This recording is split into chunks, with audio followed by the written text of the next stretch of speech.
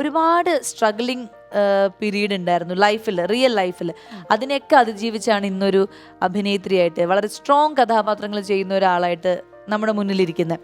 അപ്പോൾ നേരത്തെ നമ്മളെ ചതുരം സിനിമയുടെ കാര്യം പറഞ്ഞ പോലെ പെട്ടെന്ന് കാര്യങ്ങളൊക്കെ മനസ്സിൽ ആലോചിച്ച് റിയൽ ലൈഫിൽ അങ്ങനത്തെ ഒരു സിറ്റുവേഷൻ ഒക്കെ വരുമ്പോൾ അതെങ്ങനെയായിരിക്കും എന്നൊക്കെ ആലോചിച്ച് ഗ്ലിസറിൻ പോലും ഇല്ലാതെ കരയാണ് ചേച്ചി. അപ്പൊ എങ്ങനെയാണ്, അതായത് ഈ ഒരു അഭിനേത്രിയിലേക്കുള്ള ഒരു യാത്ര എത്രത്തോളം ബുദ്ധിമുട്ടായിരുന്നു അല്ലെങ്കിൽ സ്ട്രഗ്ലിംഗ് ആയിരുന്നു? സ്ട്രഗ്ലിംഗ് ഒക്കെ ഇപ്പോഴും ഉണ്ട്. അതെ, ഇപ്പോ ആക്ച്വലി അഭിനേത്രി എന്നുള്ള രീതിയിൽ അറിയപ്പെടുന്നു, സന്തോഷം. കാരണം കുട്ടിക്കാലത്ത് എപ്പോഴൊക്കെയോ ആഗ്രഹങ്ങളിൽപ്പെട്ടൊരു സാധനമായിരുന്നു.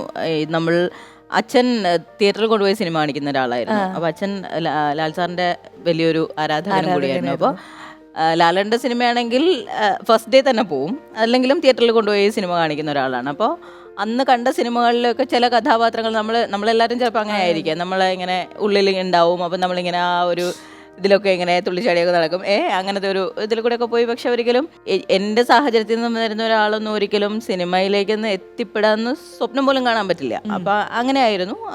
എന്ന് വെച്ചാൽ അത് വേറൊരു ലോകമാണ്, വേറൊരു ഏരിയയാണ്, വേറെ കുറേ ആൾക്കാരാണ്, നമ്മൾക്ക് അവരുമായിട്ട് യാതൊരു ബന്ധവുമില്ല, അല്ലെങ്കിൽ അത് എത്തിപ്പെടാൻ ഒരുപാട് ദൂരമുണ്ട്, അത്തരം കണക്ഷൻസ് ഇല്ല, അങ്ങനെ ഒത്തിരി കാര്യങ്ങളുണ്ട്. പിന്നെ ഈ പറഞ്ഞ ഫാമിലി റെസ്ട്രിക്ഷൻസ് അങ്ങനെയൊക്കെ ഉണ്ടല്ലോ. നമ്മൾ പലർക്കും ചിലപ്പോൾ ഈ ഇൻഡസ്ട്രിയിലേക്ക് വരണമെന്ന് ആഗ്രഹമുള്ള ഒരുപാട് ആൾക്കാരുണ്ടാവും, പക്ഷെ അവർക്ക് എത്തിപ്പെടാൻ പറ്റില്ല. ഇപ്പൊ ഈവൻ എന്താ പറയാ, സിനിമ എന്ന് പറഞ്ഞാൽ വേറൊരു ഏരിയ ആണ് എന്നുള്ളൊരു ധാരണ തന്നെ ഉണ്ട് പലർക്കും ഇപ്പോഴും. പണ്ട് കുറെ കൂടുതലായിരുന്നു, എൻ്റെയൊക്കെ ചെറുപ്പത്തിൽ അങ്ങനെ. ഞാൻ ചില സമയത്ത് തിരിഞ്ഞു നോക്കുമ്പോൾ എനിക്ക് തന്നെ അതിശയം തോന്നാറുണ്ട്, ഞാനിപ്പോൾ ഇവിടെ എത്തി, ഞാൻ ഇവിടെ ഇരിക്കുന്നു. അങ്ങനെ അതിൽ എന്താ പറയുക, എൻ്റെ ലൈഫിൽ ഞാൻ എടുത്ത ചില തീരുമാനങ്ങൾ, അതായത് ഇത് എൻ്റെ ജീവിതമാണെന്നും ഇത് എന്താ പറയുക എനിക്ക് ഇഷ്ടമുള്ള കാര്യങ്ങൾ, എനിക്ക് ആ ഒരു ജീവിതമേ ഉള്ളൂ. അപ്പോൾ ഈ ജീവിതത്തിൽ എനിക്കിഷ്ടമുള്ള കാര്യങ്ങൾ, അതിനകത്തൊന്ന് യാത്രയാണ്.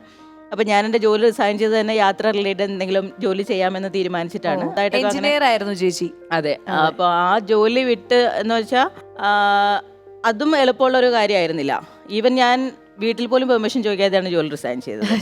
അപ്പോൾ റിസൈൻ ചെയ്തതിന് ശേഷം എൻ്റെ സിസ്റ്റർ പോലും അറിയുന്നത്. അപ്പോൾ അവൾ അന്ന് എന്നോട് ചോദിച്ചാൽ, നീ എന്താണ് ജീവിതം അവസാനിപ്പിക്കാൻ പോകണ്ടോ, നീ ഇതെല്ലാം ഇങ്ങനെ എല്ലാം ഒറ്റയടിക്ക് വേണ്ട എന്നുള്ള സാധനത്തിൽ എത്തിയിട്ട് എന്താ ചെയ്യാൻ പോണേന്ന് ചോദിച്ചു. അപ്പോൾ ഇപ്പോൾ എൻ്റെ സിസ്റ്റർ ഉൾപ്പെടെ ഭയങ്കര ഹാപ്പിയാണ്. ആക്ച്വലി ഞാൻ എനിക്കിഷ്ടമുള്ള കാര്യങ്ങൾ ചെയ്യുന്നു, അതിനകത്ത് ഞാൻ സക്സസ് ആവുന്നത് കാണുന്നത് സന്തോഷമാണ്. അപ്പോൾ എനിക്ക് ഈ പറഞ്ഞ സ്ത്രീകളുടെ ഷോ എന്നുള്ള രീതിയിലും ഒരുപാട് സ്ത്രീകളാണ് ഇതിൻ്റെ കാണികളെന്നുള്ളതുകൊണ്ടും നിങ്ങൾക്ക് ഇഷ്ടമുള്ള കാര്യങ്ങൾ ചെയ്യാൻ മടിക്കരുത്. അപ്പോൾ അത് നമ്മൾക്ക് പറ്റുന്ന പോലെ വീട്ടുകാരെ കൺവിൻസ് ചെയ്യാൻ ശ്രമിക്കുക എന്നുള്ളതാണ്. ഇപ്പം ഞാൻ എടുത്ത പോലത്തെ കടുത്ത തീരുമാനങ്ങൾ എടുക്കാൻ ഞാൻ ആരോടും പറയില്ല. ആൻഡ് എപ്പോഴെങ്കിലും ജീവിതത്തിൽ എന്താ പറയുക, ഒരു വിഷമം വരുമ്പോൾ അത് തുറന്ന് പറയാൻ ഒരാള് അങ്ങനെയൊന്നും, ചേച്ചി ഭയങ്കര ഒറ്റയ്ക്കായി പോയി എന്ന് തോന്നുന്നുണ്ടോ എപ്പോഴെങ്കിലും? ഒറ്റയ്ക്കായി പോയി ചില സമയത്ത് തോന്നാറുണ്ട്. പക്ഷേ ഇപ്പോൾ വിഷമം വന്നാലോ സന്തോഷം വന്നാലോ ഒക്കെ ഞാൻ ഷെയർ ചെയ്യാൻ ആൾക്കാരുണ്ട്. ഇപ്പം എൻ്റെ സിസ്റ്റർ ഉൾപ്പെടെ ഞങ്ങൾ എല്ലാ കാര്യങ്ങളും ഷെയർ ചെയ്യുന്ന ആൾക്കാരാണ്. അപ്പോൾ അത് ഒരു പ്രശ്നമല്ല. പക്ഷെ എനിക്ക് ഏറ്റവും കൂടുതൽ അങ്ങനെ ഒരു മിസ്സിങ് തോന്നുന്ന ഈ ചില യാത്രകളെ കുറിച്ചിട്ടൊക്കെ ആണ്. അപ്പോൾ ചില സ്ഥലങ്ങളിൽ നമ്മൾ ഒറ്റയ്ക്ക്, ഞാൻ സോളോ ട്രിപ്പുകൾ പോകാറുള്ള ഒരാളാണ്, പക്ഷെ എങ്കിൽ പോലും ചില സ്ഥലങ്ങളിൽ ഒറ്റയ്ക്ക് പോയിപ്പെടാൻ ബുദ്ധിമുട്ടുള്ള സ്ഥലങ്ങളുണ്ട്. അപ്പോൾ നമ്മൾക്കൊരു ട്രാവൽ കമ്പാനിയൻ എന്നുള്ള രീതിയിൽ അതേ ഒരു അത്രയും ഇഷ്ടം യാത്രയോടുള്ള ഒരാളാണെങ്കിൽ മാത്രമേ അത് നടക്കുകയുള്ളൂ.